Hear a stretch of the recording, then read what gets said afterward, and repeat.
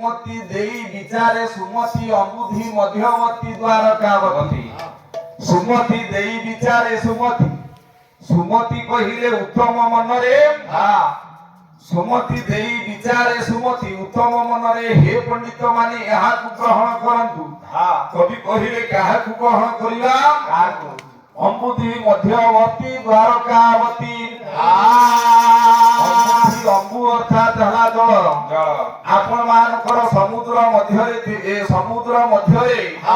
एको आज्ञा स्थान से स्थानर नाम हला आज्ञा द्वारका अम्बुधि मध्यवर्ती द्वारकावती पुरर आश्चर्य कल्पना शिल्पम